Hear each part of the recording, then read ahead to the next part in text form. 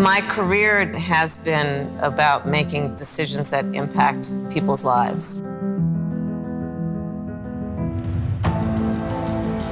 I've known throughout my career that when I make a decision, it will directly impact a human being's life.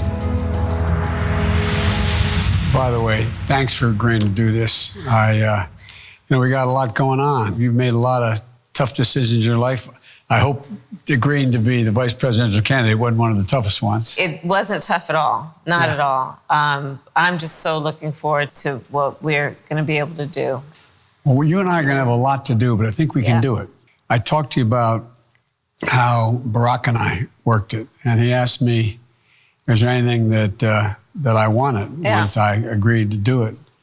And I said, yeah, I do. I'd like to be able to be the last person in the room on every important decision you make. And that's what I'd like you to do.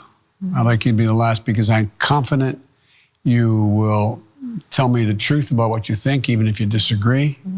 And I'm confident that your judgment is really good. What are some of the toughest decisions you had to make? Probably one of the toughest decisions is the decision that I made to pull California out of the negotiations with the 5 biggest banks of the United States around the foreclosure crisis. Well, I just walked out of the Oval, I was heading down to the office, and I got a call from Bo. He said, Dad, we're going to go after the banks. Yeah. And he mentioned you. Yeah. As you guys are partners. Much, much bigger decision for you. But how tough was that decision? So your son, who took such pride in everything about you and the relationship that the two of you had, he's the Attorney General of Delaware. I'm the Attorney General of California. During the foreclosure crisis, California often had 7 of the top 10 cities in the nation hardest hit. I remember. I felt compelled to take that decision and make that decision. And Bo said, Kamala, I'm standing with you because it's the right thing.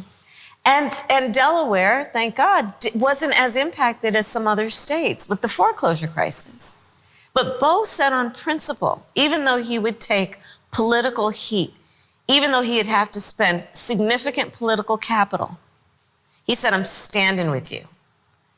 And I'll never forget that. We talked practically every day. That's how I got to know you. Yeah, I know. You didn't know I got to know you that way. I've heard you talk about the way you were raised and your sister and how you guys were together. My mother, would come home and she'd make dinner and, she'd spend some time with us and then we'd go to bed. And she'd sit at that kitchen table, figuring out how to make it all work. And so when I talk about that thing that wakes us up in the middle of the night and wakes up so many people in the middle of the night, those are the issues that we need to focus on, right? Which is the things that cause people to lose sleep because they're worried about how they're going to get through the end of the month and feed their kids and pay their rent. And that's what motivates me. On the issue of home ownership, I was in high school when my mother was able to afford to buy our first home. I'll never forget it. We were so excited because she was so excited. Like, we're going to have, we were renters. We rented my entire, up until that point. The issue of home ownership in America is so much bigger than a financial investment. It really represents your hard work and the pride that you put into your work and the fact that you worked hard to do this. It's your piece. My dad came back to Scranton after the war. At one point, I remember he made what I call, and a lot of parents have done it, the longest walk a parent can make up a short flight of stairs to say, honey, we're not going to be able to go to that school next year. You can't play in that Little League team. Dad doesn't have a job now. And I remember that happening, and we were going home and living with my grandpa and my uncle in the home that my mom was raised in. I thought about how much pride it must have cost my dad to walk into my Grandpa Finnegan's pantry and say, Ambrose, can you take the kids and Jean, my mom, for a year, live here, and I promise I'll make it up. And we moved to a place called Claymont, Delaware, but it took my dad, we moved when I was in 3rd grade, and it wasn't until 7th grade we were able to buy a home in a new, quote, development. My mother passed away from cancer, and my mother was the most influential human being in my life. When you're going through an illness with someone you love so dearly, And, you're going through taking them to chemo. And you're going through that process not knowing what the next day or the next moment is going to hold. And on top of it, that anybody in our country would also have to worry about whether they might lose their house to pay the medical bills, to take care of the person they love, is immoral and inhumane. You think of all the people today who, because of the negative way in which this president has walked away with dealing with the COVID crisis. Yep.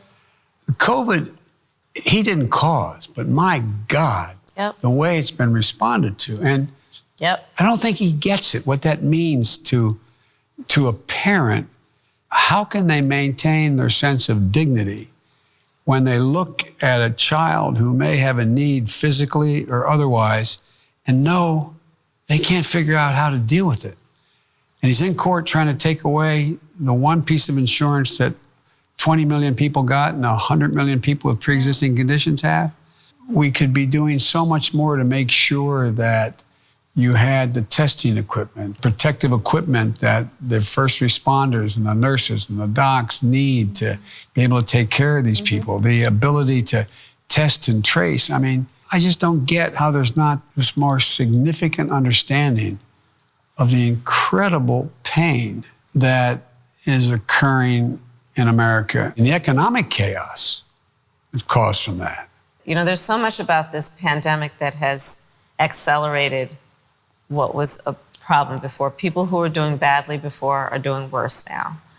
People who, before the pandemic, were hardworking, had a job, again, had dignity, are now, because of this pandemic, driving up or standing in food lines for hours.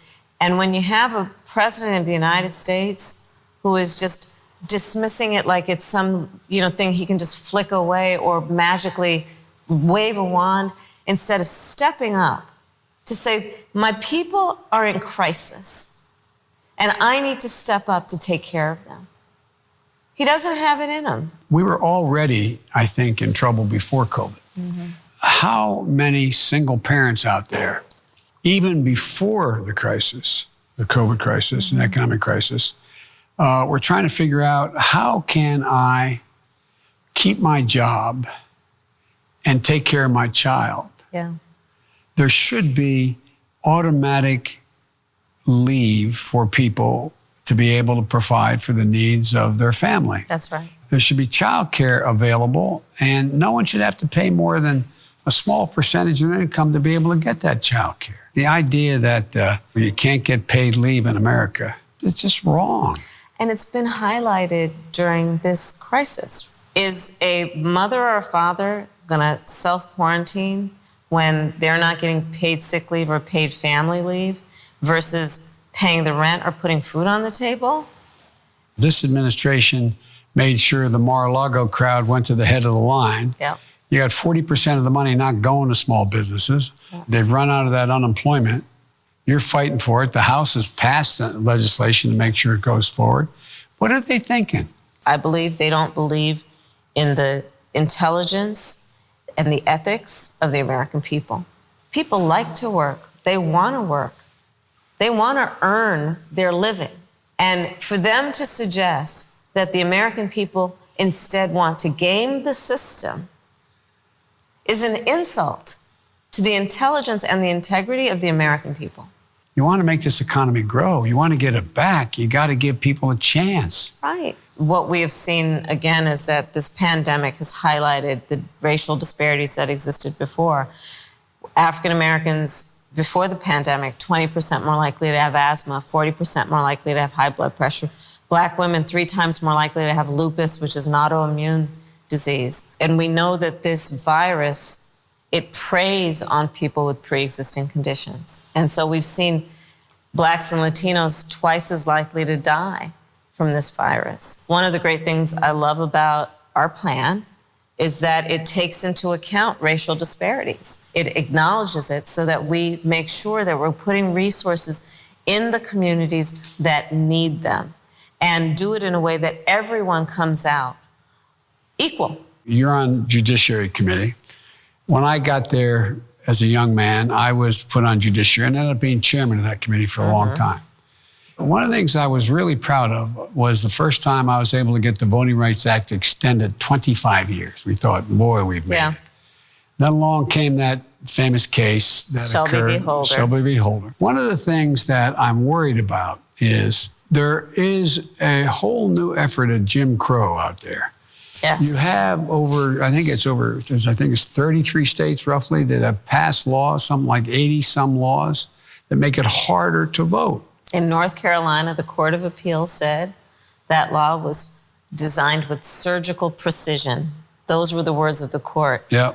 To prevent black voters from voting. There's still a significant effort in this administration to make it more difficult for Americans to vote. When you and I get elected, God willing, we're going to push hard to make voting election day a national holiday so people don't have to take off work. Absolutely. There should be same-day registration. We're the greatest democracy in the world, and voter turnout is being pushed by the other team to be lowered. What are they afraid of? I think they're afraid of people showing up and voting. I think they're afraid of the people. Because when the people vote, they vote in favor of things like affordable childcare and paid sick leave. They vote in favor of working people. They vote in favor of the dignity of work. With all that's going on, you have a pandemic, you have economic circumstances bad as it was during the Depression. You got a situation where systemic racism has been stripped bare and everyone to see it. Yeah. And you've got a climate crisis that is real, and this president pretends it doesn't exist. Mm-hmm. You look out there at this generation from millennials down to Generation Z. They've been through hell. They got out, they had 9/11, then they had the Great Recession. That's right. That we inherited in our administration. Now they have this, and a lot of their plans got put on hold. They're graduating from school without graduations. They're not having I know it sounds silly, but it matters, their proms, their graduation ceremonies. But more importantly, the jobs they thought they were going to go to, that they've spent all this time and money to get to. I mean, think of the people, all the debt that exists, the people borrowed to get to and through school. That's right. I don't think any family that has an income less than $125,000 should have to pay for a 4-year public state college education and or for community college.